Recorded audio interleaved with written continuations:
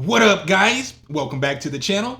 It's your guy, Something. Hit the keys. And in today's video, I kind of want to show you guys 3 different ways that I process my drums. Make sure if you guys do like this content though, you drop a whole elbow on that like button, hit subscribe and that notification bell so every time we bring you guys a new video, you can be the first to see. But with no further delay, let's get right into this drum processing, baby. Something, hit the key. All right, guys, so today I want to show you guys 3 different ways that I process drums. These aren't all the ways, so maybe I'll show you guys more ways in the future if you want them. But basically, I'm going to show you a way that I process drums with paid plugins, one with free plugins, and one with stock plugins. There is one caveat, though. Each one of these chains uses Kickstart 2, and I'll explain why while we go through. So I have a little sample beat here. It's actually an older beat. I didn't have time to kind of cook up a beat for today's video, but this is a Granddad video I made a while back ago. So what I'm going to do is I'm just going to go ahead and start right off, and I'm going to play this beat, and then we're going to deconstruct the drums with 3 different processing chains on them. Okay, so let's go.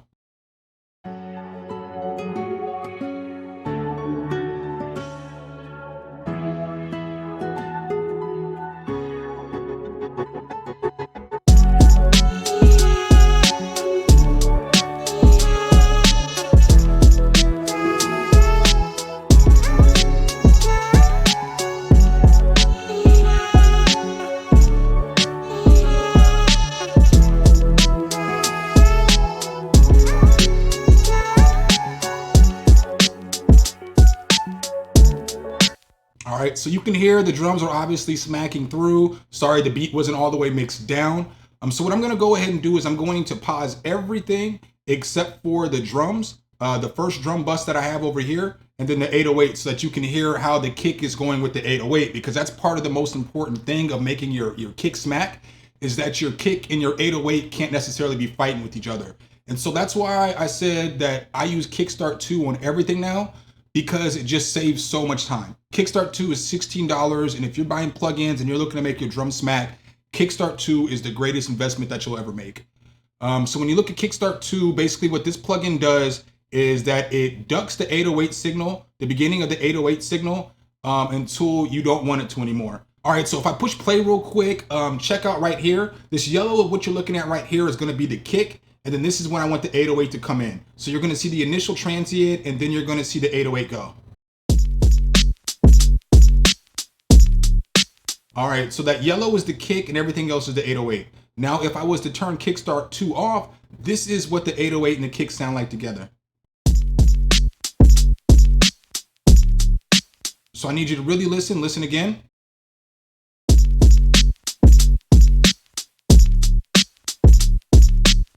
So if you can hear what it's doing on the initial one, when I had the Kickstart 2 off, it's basically like the 808 and the kick are clashing. So you're getting a loud force through, but you're not getting any definition of it being a kick or an 808, right?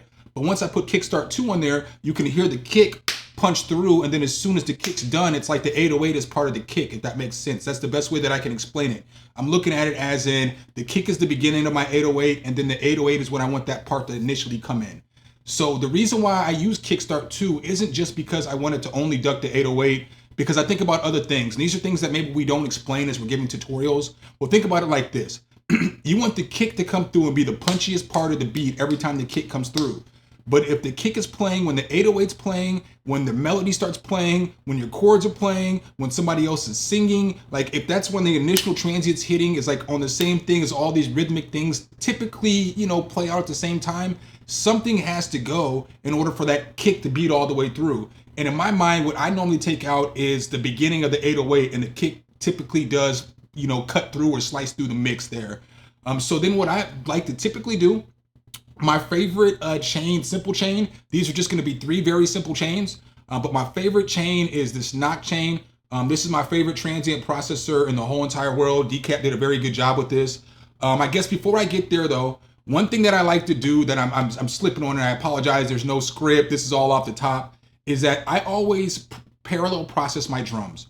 So after I send my kick, you know, to the sub or whatever, and I add Kickstart on there and I sidechain it, Then I always take my whatever my percussion is, whether it's going to be my kick, my snare, my hi-hats, all that. Then I send them to a bus. So I typically always send them over to 15. I know it's just the way my brain works. And what this is basically doing is it's giving you two drum signals. So you have the original signal, which is this black kick right here, but it's basically doubling the signal. Not all the way, but just think of it as in you're getting two drums now over here in this signal, right? And so what I like to do is I like to leave my regular kick sounds bare. So I don't like to add a lot of effects to my kick, my snare, my hi-hat. I just like to find the right drum sound. You know what I'm saying? Then I find the right drum sound. I don't got to do a lot of processing on this track, but I like to do all my processing over here, because what it does when you send all of your drums to an insert, it kind of makes them, it glues them together. It makes them slice through the mix a little bit harder. And it just makes it sound better. It's easier to affect. So I'm going to turn off the 808 for a second. And this is just what it sounded like before I threw knock on there.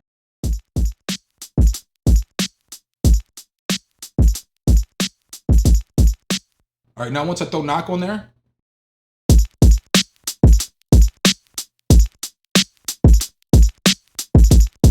so with knock, what I like to do with knock is I like to add a little bit of punch. There's 3 different stages of saturation, so I like to add a little bit of saturation. I typically leave the sub layer alone because I'm not looking for an 808. I already have one. I typically add a little bit of air. I do go back and forth between vintage and clean, and then I always come to soft clip and I boost it a little bit, and that's how I get my drums to be boosted. There is auto gain compensation or gain match on this as well, because I know some people are going to be like, well, all you did was just boost it. But yeah, well, they have gain, match here as well. But that's not what I'm looking for when I'm making my drums, because I already have a soft clipper over here. So I typically use TR5 classic clipper and I throw it on over here, but you can use initial clipper. It is a free clipper. It works phenomenally. And you can also use, fruity soft clipper or whatever soft clipper that you want. This is just my GOAT soft clipper. So yes, I get that gain compensation is fine, but I'm going to go ahead and throw a clipper on there. And then after I get everything how I like it, then I go back through and mix. So then I start pulling down levels. I pull down my drums. I pull down all my melodic pieces. I pull everything down and then I mix it properly. But to get it started and get it flowing, this is how I like to go.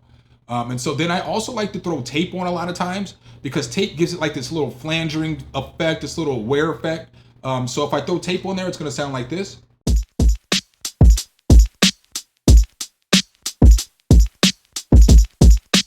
So you hear how it's adding all that extra noise now. It's adding like the little flanging noise. It's adding some wear. It's adding a bunch of stuff to the drums.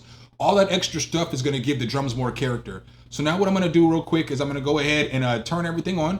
And I'm just going to turn tape and knock on and off real quick so you can hear what they sound like. So we'll go ahead and start with both of them off.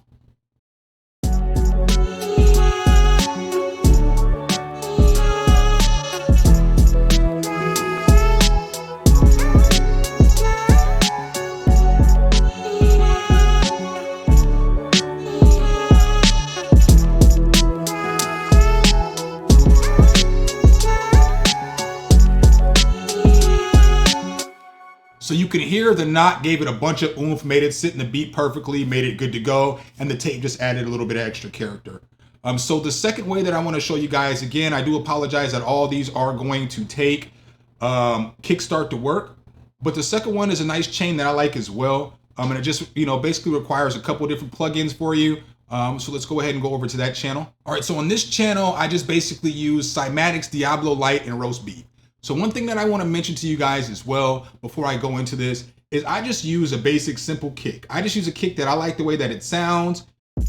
As you can see here, it's not the biggest waveform. I could normalize it if I wanted to. I could boost it right here if I wanted to, but if I boost it, you lose some of the transients, you lose some of the dynamics. So I don't typically like to boost it. I do like to typically normalize it as long as the normalizing doesn't get rid of the top of my waveform, And so now with this one, this is another chain that I like. And this chain right here basically requires Roast Beef, which is free, Cymatics Diablo, which is free, and you will need Kickstart.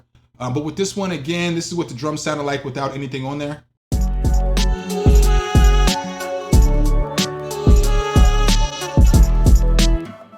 Now, when I throw the Roast Beef on there, I get it to sound a lot crunchier and I get it to sound a little more worn.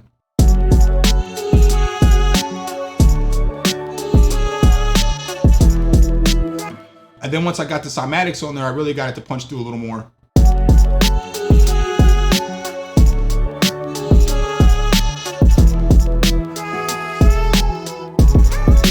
So with this one, what I like about this chain is I like the crunchiness of the actual drums. So I like how the drums sound all crunchy. They just stand out in the beat. So again, this is what these drums are going to sound like without any effects on there.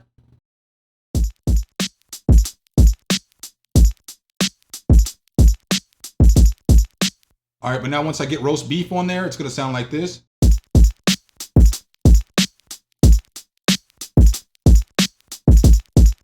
So you can hear it bringing out more of the static, more of the crunchiness, more of the life of the drums. That's what I like in my drums. So I get some people are like, it's doing too much. I'm just telling y'all how I process my drums. You know, you can take it for how you want. And then I would also get cymatics on there. And with these, the controls that I would typically use is I would just add a little bit of noise because the noise, I'll let you hear what it sounds like.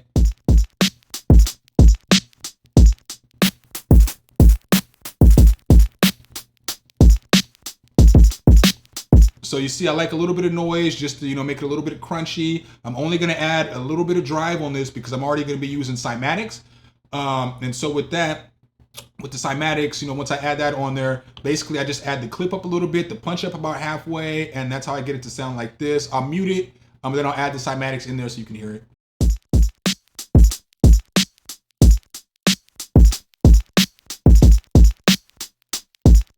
And so then you can hear clear as day how it made the drums more umpy, made it punch through a little bit more.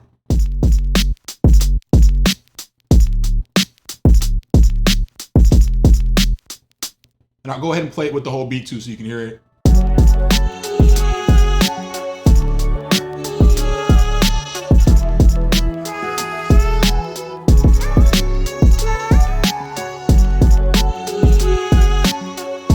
And so again, it makes all the difference in there. It just adds a different flavor and a different kind of style. And so the last way that I process my drums, or at least that I'm going to show you guys in this video, is just using a stock plugin from FL Studio called Destructor. So the same thing, every single time I do drums, you notice here, they're all going to be bussed out to another track. So you see black kick 3 here. It's going to be bussed over here to 19. One was bussed to 16, one was bussed to 15. But again, every single time I do drums, I always bust my drums out. I feel like that is one of the most important things that you need to do is parallel processing to those drums. So now let's go ahead and listen to what these kicks sound like without Destructor on there, and then I'll turn Destructor on.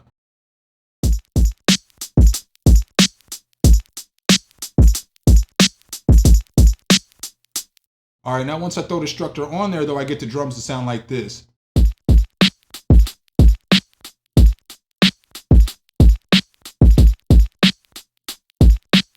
And so I don't know if you guys could tell the difference. I'm sure you can, clear as day. These would be some drums that I would be trying to use in like a lo-fi / boom bap beat. I guess all the drums really would be for like a boom bap beat, but the way that I process the first 2 set of drums, you can process trap, drill, all drums like that. That's literally how the first way with the knock and the tape, that's how I process the most of my drums. So it does not matter the genre, you can process the drums with those.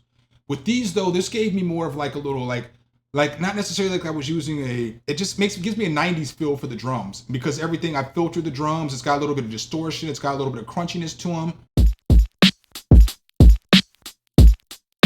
So let's go ahead and go through these by the module. Typically I'll just pull up 3 modules. So I'll use this bit crusher. So like as you can hear here.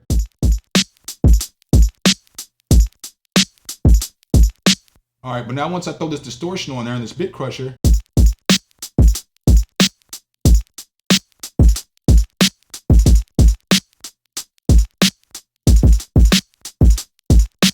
so now you see how we get them to sound a little more distorted. We get that little bit of bit crusher on there, which is gonna help it slice through the mix. Then I like to throw a filter on because I'm a savage. No, I'm just playing. But with like my lo-fi beats and stuff like that, I really want them to, I don't really want all that high end in there. So I'll throw a little bit of a filter on there, get my cutoff like this. Sometimes I'll mess with the resonance a little bit. It may not always be here, but it's a really simple process.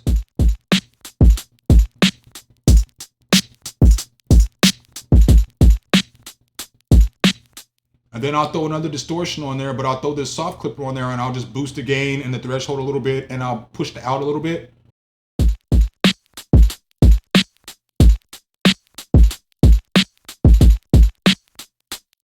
So now let's go ahead and hear that in the beat.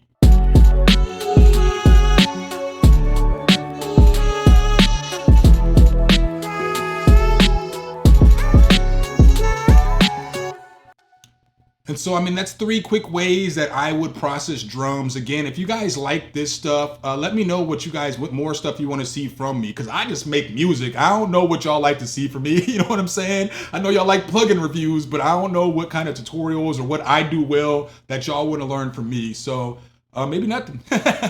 But I do want to say, you will notice that on this beat and in this demonstration, I used the same snare, I used the same kick, and I used the same hi-hat. The first 2 sounded similar because that was the goal. But if you listen to the third one, it sounds like I use completely different drums. And it's all about how you process your drums. If you can find some good drums, put all your good drums in a folder and work on processing those good drums, because you only need so many kick drums. Think about it like this, okay? Bands. How many different kick drums does a drummer have? He got one. He got one drum. He got a hi-hat, a cymbal, you know what I'm saying? But he doesn't have all these different kicks that he's tuning and doing all this other stuff. They just get it right before the show and they know they're going to get it right. And so sometimes that's the problem with when we're processing our drums. We just don't have the right combination of drums together. So I appreciate you guys' time as always. Let me know again what you guys think. Make sure you drop a whole elbow on that like button, hit subscribe and that notification bell so every time we bring you guys a new video, you can be the first to see. Once again, appreciate you guys' time as always, and I'll catch you in the next one. Peace.